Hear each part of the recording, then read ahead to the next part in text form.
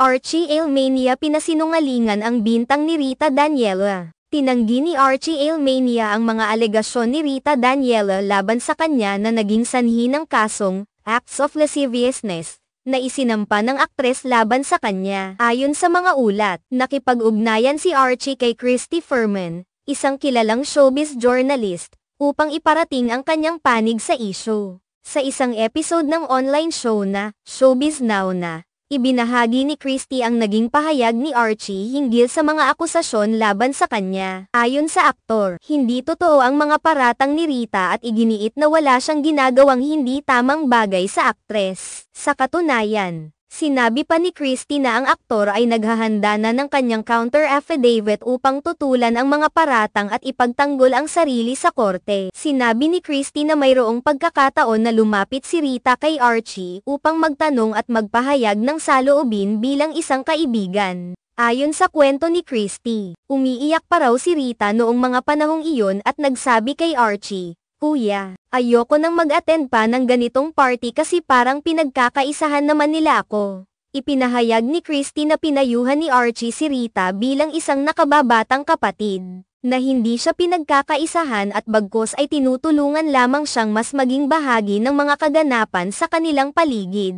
Ang sabi ni Archie, "Hindi ka pinagkakaisahan. Sinasabihan ka lang para matuto kang maki-join sa kanila," dagdag ni Christy. Pinagtataka rin ni Archie kung bakit si Rita, kung totoo ngang may ginawa siyang hindi maganda sa kanya, ay lumapit pa sa kanya para magsumbong. Ayon kay Christy, tanong ni Archie, kung talagang binabastos ko siya, bakit siya pa lumapit sa akin para magsumbong? Ipinagdiinan ni Christy na ito ay isang malaking katanungan na nagpapakita ng hindi pagkakasunduan sa mga alegasyon. Dahil dito, pinabulaanan ni Archie ang lahat ng mga paratang laban sa kanya. Ayon kay Christy, hindi raw niya inaasahan na magiging ganito ang sitwasyon, at nagulat pa siya nang malaman na idinmanda siya ni Rita. Ayon kay Christy, nagpaliwanag si Archie na hindi totoo ang mga kwento o alegasyon laban sa kanya at ipinahayag na hindi siya nagkasala. Lahat po ng kwentong yan ay hindi nangyari. Hindi po totoo yan,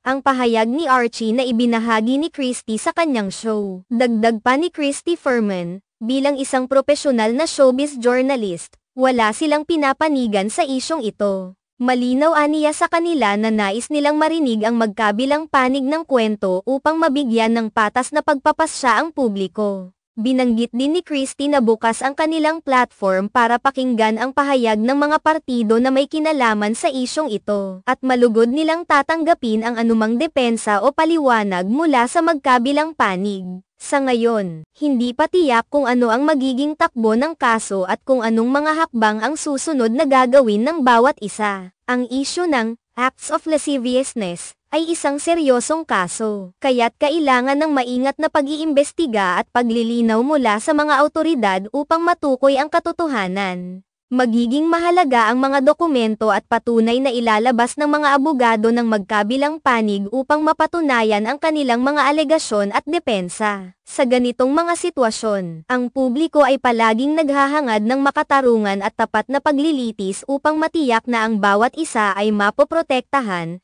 at ang mga hindi tamang akusasyon ay maiiwasan. Sa mga susunod na araw, makikita natin kung paano tatahakin ni Archie at Rita ang legal na proseso at kung ano ang magiging resulta ng kanilang mga pahayag at depensa.